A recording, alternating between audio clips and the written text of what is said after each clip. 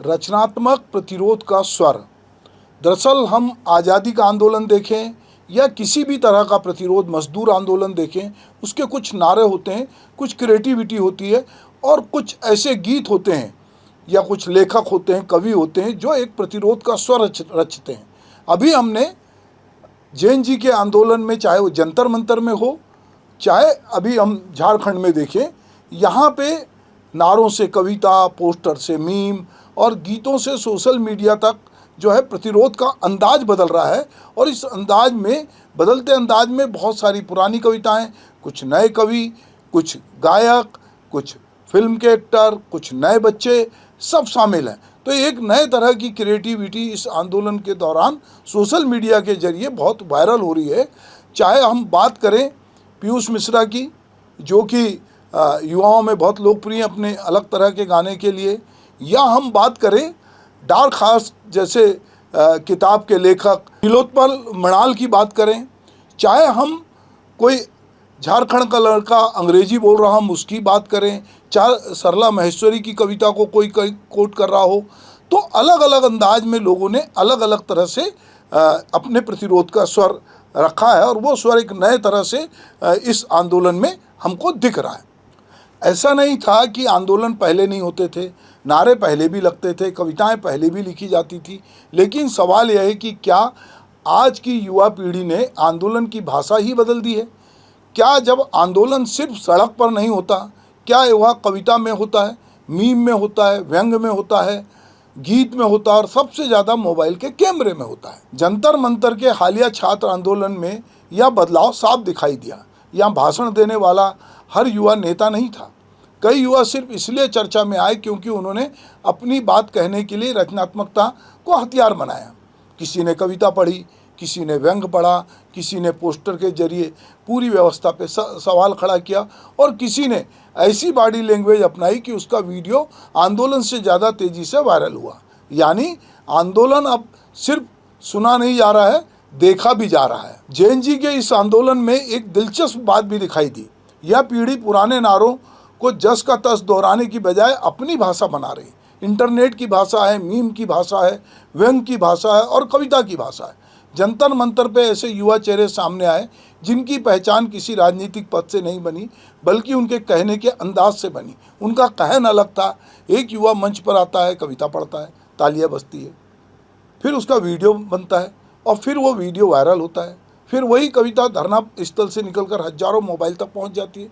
यही social media के दौर में आंदोलन की सबसे बड़ी ताकत है। एक व्यक्ति बोलता है लेकिन एल्गोरिज्म उससे हजारों लोगों तक की आवाज़ बना देता है। कविता या लेखन जो है हमेशा प्रतिरोध होता है। कहते हैं कि एक अपने तरह का प्रतिपक्ष होता है साहित्य। और जब यहाँ पर ये आंदोलन हो रहा है तो लोग किस तरह से कविता कम्युनिकेट कर रही है। कविता लोगों के बीच सवाल पैदा कर रही है। सामने बेरोजगारी हो, परीक्षा में अनियमितताओं का आरोप हो, सालों की तैयारी के बाद भविष्य अधर में हो, तो युवा के पास केवल आंकड़े नहीं होते, उसके पास गुस्सा होता है, पीड़ा होती है, सपने होते हैं। और यही तीनों चीज़ कविता को जन्म देती है। जब पीयूष मिश्रा जाकर बीच में गाते हैं कि आरंभ है प्रचंड है, तो लोग उनको हाथों हाथ लेते हैं। जंतर मंतर का आंदोलन जब झारखंड पहुँचता है, जेपीएससी और जेएसएससी के जो आंदोलन है परीक्षा को लेकर छात्र कर रहे हैं, तो 25 जुलाई से शुरू हुआ ये आंदोलन 10 अगस्त विधानसभा घेराव तक अभी भी जारी है। और आंदोलन में जिस तरह का गुस्सा है उसके साथ कविता भी उस आक्रोश को व्यक्त करने में रोल प्ले कर रही है और अपनी बात वो लोग जो हैं एक साहित्यिक तरीके से कह रहे हैं। नीलोत्पल मणाल जो है जिस तरह से कविता कर रहे हैं, सुनिए क्या बोल रहे हैं वो। गली गली में सन्नाटों की गश्ती है, अरे गली गली में सन्नाटों की गश्ती है, अभी तो ये मुर्दा लोगों की बस्ती है, जी उठेंगे एक दिन मरते मरते, जी उठेंगे एक दिन मरते मरते, जीत ही लेंगे एक दिन लड़ते लड़ते, अपनी मंजिल पर्वत की ऊंचाई है, अरे अपनी मंजिल पर्वत की ऊंचाई है, एक दिन में होती कहाँ चढ़ाई है, एक दिन में होती कहाँ चढ़ाई है। चढ़ ही लेंगे एक दिन चढ़ते चढ़ते, जीत ही लेंगे एक दिन लड़ते लड़ते। नीलोत्पल मणाल का आंदोलन स्थल तक पहुंचना सिर्फ लेखक का किसी धरने तक पहुंचना नहीं है, यह उस रिश्ते की याद दिलाता है जो हिंदी साहित्य और जन आंदोलनों के बीच हमेशा खड़ा रहा है। दुष्यंत कुमार बहुत याद आते हैं ऐसे समय। ये आंदोलन छात्रों के बीच वो लोग पहुंच रहे हैं, युवाओं की आवाज़ के साथ खड़े दिखाई दे रहे हैं।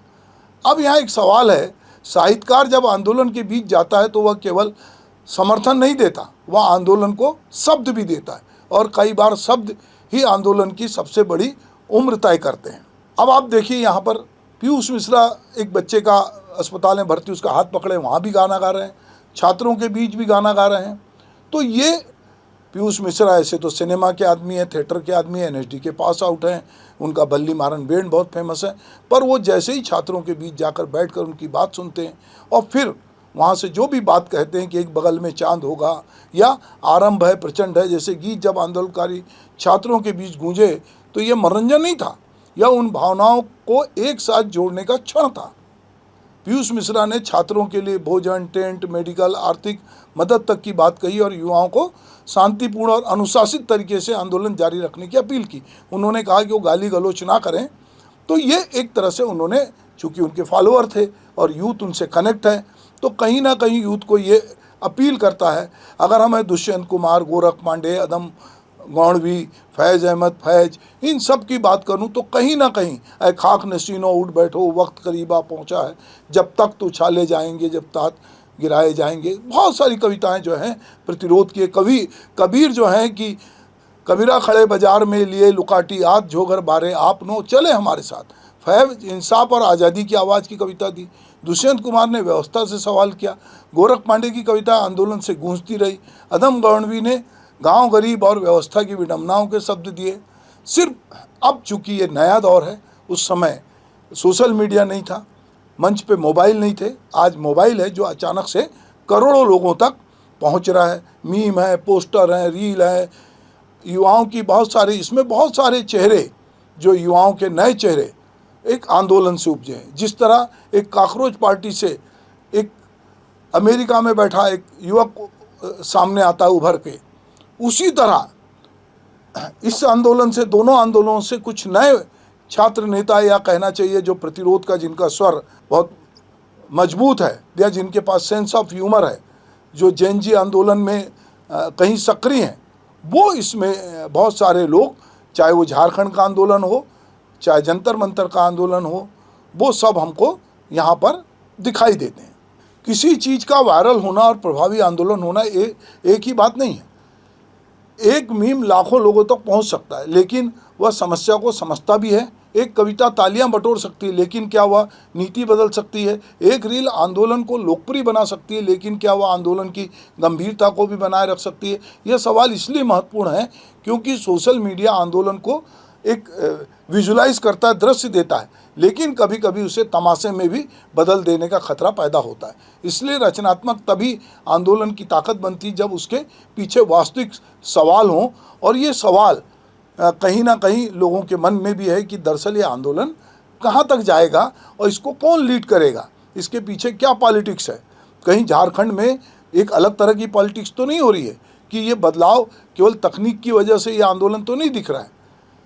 पहले आंदोलन था सवाल का हम कितने लोग हैं, अब सवाल है हमारी बात कितने लोगों तक पहुँची है। पहले भीड़ ताकत थी, अब रील या रीच ताकत है। पहले मंच आंदोलन का केंद्र था, अब कैमरा भी मंच है। पहले पोस्टर दीवार पे चिपकता था, पोस्टर स्क्रीन पे चलता है। पहले कविता सभा में खत्म हो जाती थी, अब कविता वायरल होकर आंदोलन की पहचान बन जाती है। तो लगातार चीज़ें बदल रही है, प्रतिरोध के स्वर बदल रहे हैं, प्रतिरोध का तरीका बदल रहा है, और हम कह सकते हैं कि आंदोलन की भाषा भी क्या बदल गई है? हाँ, शायद हाँ, लेकिन यह सिर्फ भाषा का बदलाव नहीं है, यह उस पीढ़ी का भी बदलाव है जो अपनी बात कहने के लिए किसी एक मंच की मोहताज नहीं है। वह सड़क पर भी है, मंच पर भी है, कविता में भी है, गीत में भी है, इंस्टाग्राम की रील में भी है। झारखंड में जब छात्र अपने हक के लिए सड़क पर हैं और उनके बीच नीलोत्पल मणाल जैसे लेखक पहुंचते हैं, जब पीयूष मिश्रा गीतों के साथ आंदोलनकारियों के बीच होते हैं, तब हमको लगता है कि प्रतिरोध की संस्कृति अभी खत्म नहीं हुई है, उसे अपना माध्यम जरूर बदल लिया है। और ये बदलते माध्यम में निश्चित रूप से जो प्रतिरोध का स्वर है वो एक बड़ी ताकत बन के उभरा है। कभी आंदोलन का सबसे ताकतवर हथियार नारा हुआ करता था, फिर पोस्टर आया, फिर कविता ने उसे आवाज़ दी, गीत ने उसे ऊर्जा दी, अब सोशल मीडिया ने उसे गति दे दी है। लेकिन इस सब के बीच एक चीज़ आज वही है सवाल, जब सवाल जिंदा होते हैं तो कविता पैदा होती है, और जब कविता जिंदा होती है तो प्रतिरोध जिंदा होता है। और शायद इसीलिए आज के आंदोलन सिर्फ नारे नहीं लग रहे हैं, आज के आंदोलन में ये कविता कर रहे हैं, और ये कविता जो है प्रतिरोध की भाषा को भी बदल रही है। लेकिन प्रतिरोध अभी खत्म नहीं हुआ, प्रतिरोध जारी है। तो इस प्रतिरोध के बहुत सारे जाने अनजाने चेहरे हैं। नमस्कार।